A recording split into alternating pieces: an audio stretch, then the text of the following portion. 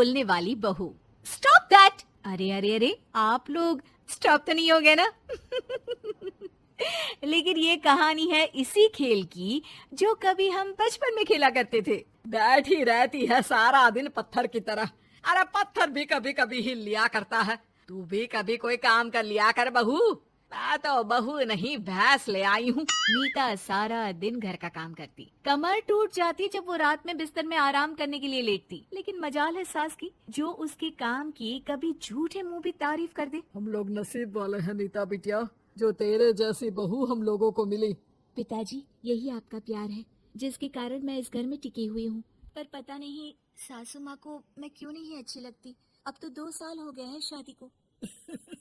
2 साल में तो ये सवाल कर रही है। यहाँ मुझे 30 साल हो गए बिटिया। पता नहीं तेरी सास मुझे भी क्यों पसंद नहीं करती। फिर क्या, दोनों ससुर बहू खूब ठहाका लगा लगा कर हंसते हैं। अरे वाह जी वाह, क्या जमाना आ गया है। बहू को देखो कैसे ठहाके लगा लगा कर ससुर के साथ हंस रही है। अरे एक जमाना हमारा था, ससुर इस कमरे में तो मैं उस कमरे में, ससुर बरामदे में तो मैं छत में। और यहाँ देखो महारानी को, वो मेरी बेटी है। और पापा ने तुम्हें कभी नहीं कहा था कि तुम इधर उधर भागो। हाँ, सास को पति की बात पर गुस्सा आ जाता है। तभी उसकी नजर बहू पर पड़ती है जो सास और ससुर की बात पर हंस रही है। बहू को हंसता हुआ देख सास का पारा 7वें आसमान में चढ़ जाता है। अरे कल बुही तू क्यों हंसी? तुझे कौन सी चुड़ैल चिपट गई तो हंस रही है? हम मियाँ बीवी का ये चलता रहता है, ये ना सोच के बीच में फूट पड़वा दी।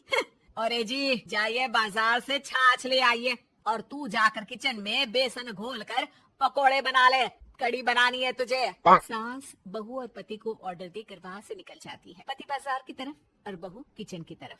हाँ, सारा काम हो गया, अब बस आराम से टीवी देखूं। उधर सास, कढ़ी खाने का बिल्कुल मन नहीं था, लेकिन जब ये लड़की खी खी करके दांत दिखाती है तो गुस्सा आ जाता है। लगता है कि मुंह नोच लो इसका। तभी सास के कान में बहू की जोर जोर से हंसने की आवाज आती है। सास का पारा फिर 7वें आसमान में चला जाता है। सास कमरे में जाती है जहाँ बहू टीवी में सीरियल देख रही होती है।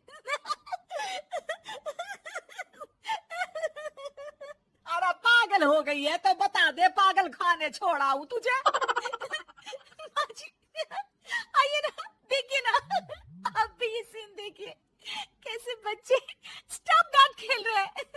इस खेल में ना जिसे स्टॉप दैट बोल दो उसे स्टॉप होना पड़ता है। हाँ हाँ, बहुत खेला है मैंने भी इसे बचपन में। कोई इतने भी पुराने लोग नहीं है हम। काश सासू माँ मैं भी ये खेल खेल पाती। सास को बहू की इस बात पर गुस्सा आ जाता है। यहाँ तो सारा घर फैला पड़ा है, रात के खाने की कोई तैयारी नहीं, और मैडम स्टॉप दैट खेलेंगी हैं? अरे चल जाकर छत धो। बेचारी बहू जो अभी तक टीवी पर ठहाका मार रही थी, झाड़ू लेकर छत पर पहुँच जाती है। खुले आसमान के नीचे बहू भगवान की तरफ देखकर कहती है, हे भगवान, ये तो बता दो कैसे मेरे अंदर भी कोई क्वालिटी आएगी जिसे देखो जब देखो कुछ न कुछ सुना कर निकल जाता है।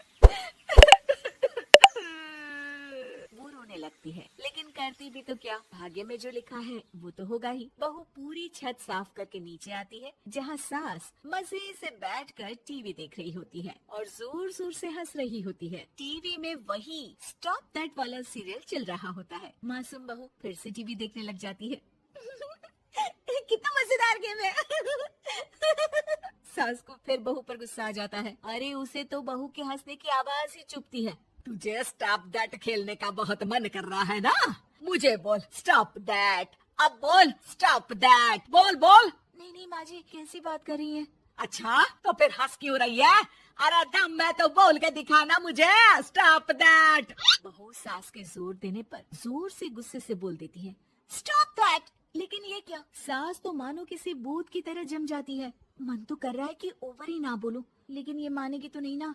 तभी डोरबेल बजती है और बहू सास को ओवर बोलना भूलकर दरवाजे पर चली जाती है। अरे कमला, तू क्या करने आई है?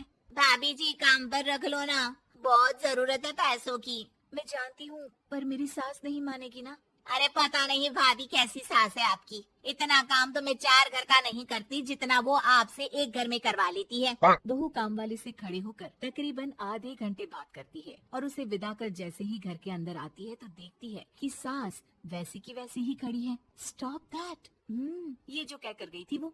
अरे हाय, ये सासू माँ को क्या हो गया? अब ओवर बोलूंगी तो मेरी तो जान ही निकाल देगी। क्या करूँ मैं? बहू उनका हाथ पकड़कर बेड पर लिटा देती है और फिर कहती है, ओवर। क्या मेरे सर पर खड़ी रहेगी अब? क्या मैं आराम भी ना करूं? जा यहाँ से। बोला है ना कमरे में आया मत कर। जब देखो कमरे में घुसी रहती है, अलमारी को घुरती रहती है। अरे कुछ नहीं देने वाली, ज्यादा वहम में मत रहना, समझी? माफ करिएगा, मैं आपको कुछ बोलती नहीं हूँ। इसका मतलब ये तो नहीं है ना कि आप कुछ भी बोलती रहेंगी।